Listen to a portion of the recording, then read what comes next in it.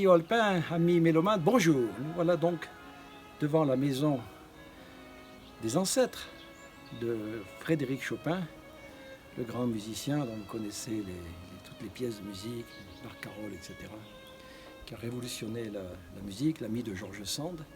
Eh bien, ses ancêtres sont nés là. Puis lui est mort en 1830, place Vendôme, à côté du ministère de la Justice, où j'ai longtemps travaillé, au cabinet de 2 ministres. Et voilà donc, dans Saint-Grépin, nous avons des racines profondes. Et ses ancêtres ont regagné la Pologne, où naîtra Frédéric en ayant sous leurs chaussures un peu de cette terre de Saint-Grépin. Terre riche, s'il en fut, riche d'histoire.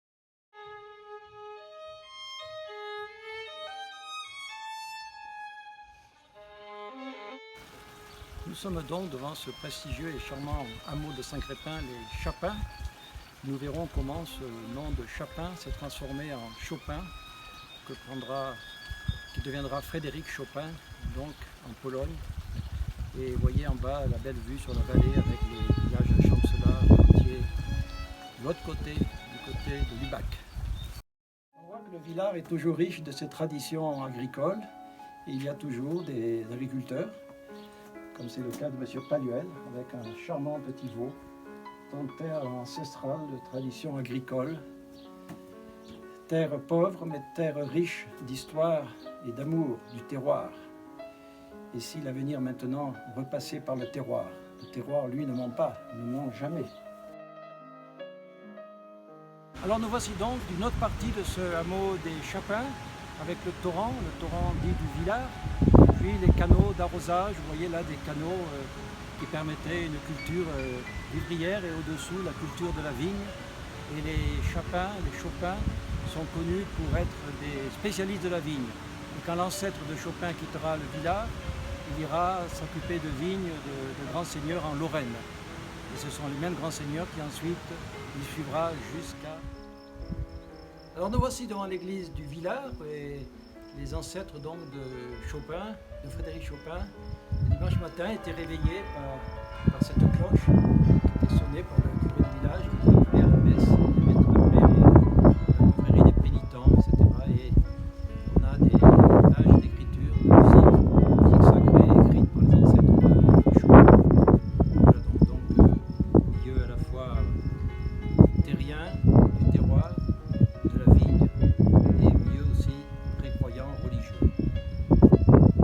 Le trisaïeul de Chopin, de Frédéric Chopin, Antoine, a été baptisé donc dans cette église du village.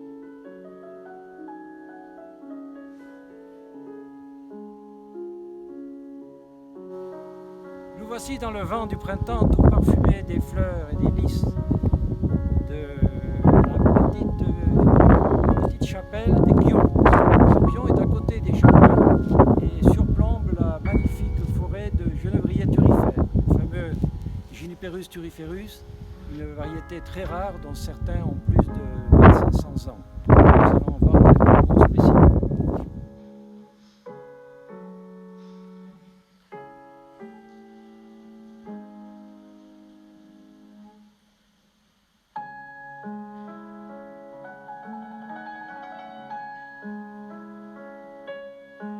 Nous dominons donc ici la vallée de la Durance qui prend ses sources au Mont Genève.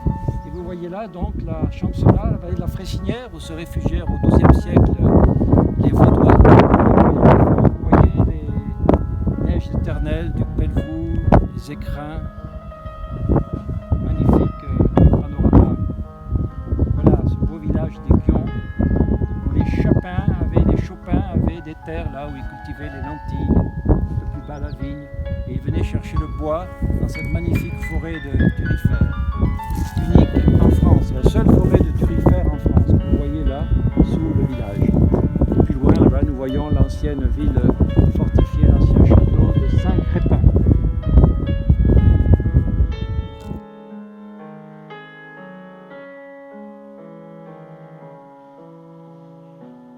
Il s'agit là du téléphérique qui servait aux éleveurs et aux producteurs laitiers du Villard et de Chapin pour descendre leur lait dans la vallée, ou pour vendre leur lait dans la coopérative. Ici, c'était donc une agriculture vivrière autarcique, une vraie agriculture du terroir.